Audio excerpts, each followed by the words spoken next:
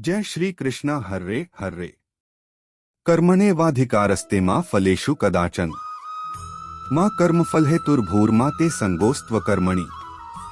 इसको हम आगे के समझेंगे। तो नमस्कार दोस्तों, आज हम बात करेंगे श्री कृष्ण जी के गीता उपदेश के महत्वपूर्ण संदर्भ में। गीता उपदेश एक ऐसा ग्रंथ है जो जीवन के अनेक मूल तत्वों को समझाने में मददगार होता है। इस वीडियो में हम श्री कृष्ण जी के दिए गए ज्ञान को एक प्रेरणास्पद दृष्टिकोण से देखेंगे और हम शुरुआत करेंगे अर्जुन की परिस्थिति से, जिसमें उनका जीवन और कर्तव्य का समय समय पर सही निर्णय लेना। अर्जुन की स्थिति से जुड़ने के लिए आपको उस समय की परिस्थिति को समझना होगा जब अर्जुन कुरुक्षेत्र के मैदान पर अपने कर्तव्य और धर्म के बीच उलझे हुए थे। उनका मन बहुत ही विचलित, संदेह और दिलेम्मा से व्यंपित था। दिलेम्मा एक ऐसी समस्या या स्थिति होती है जहां पर व्यक्ति को दो या दो से अधिक विकल्पों में से किसी एक को चुनना पड़ता है और हर चुनाव के साथ कुछ प्रश्न या विचार आते हैं जो समस्या को और भी उलझनजनक बना देते हैं। दिलेम्मा एक ऐसा संघर्ष होता है जहां पर व्यक्ति को दोनों विकल्पों के बीच में फैसला लेना होता है और व्यक्ति कॉन्फ्यूज हो जाता है कि कौन सा विकल्प चुनना चाहिए। अर्जुन जो हमारे सामने थे वह एक महान योद्धा थे, लेकिन उनके सामने एक व्यक्ति के रूप में उनके परिजनों और गुरु श्री कृष्ण जी थे।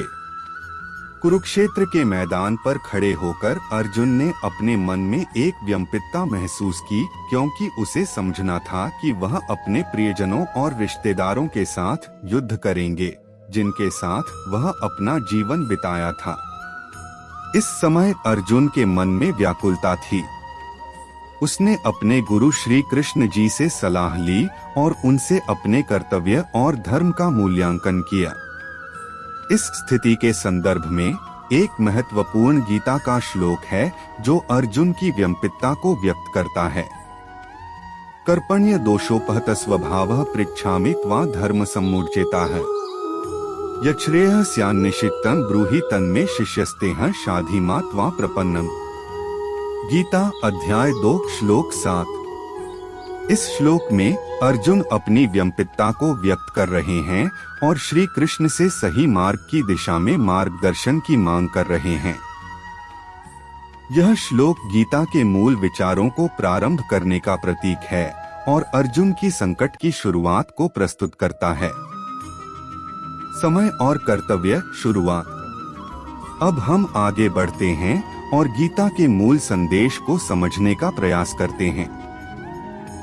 गीता में समय और कर्तव्य के महत्वपूर्ण संदेश हैं और हम इसे एक गीता के श्लोक के माध्यम से समझेंगे।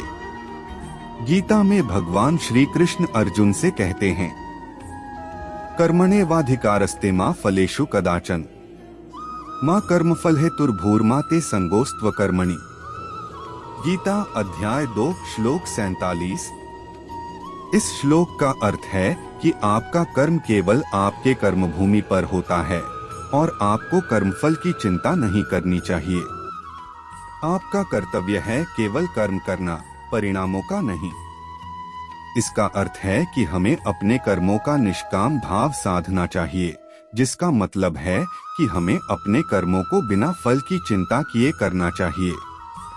इस अद्भुत गीता के संदेश के माध्यम से हम समय और कर्तव्य के महत्व को समझ सकते हैं और हमें यह याद दिलाने में मदद मिलेगी कि हमें अपने कर्मों का निष्काम भाव साधना चाहिए।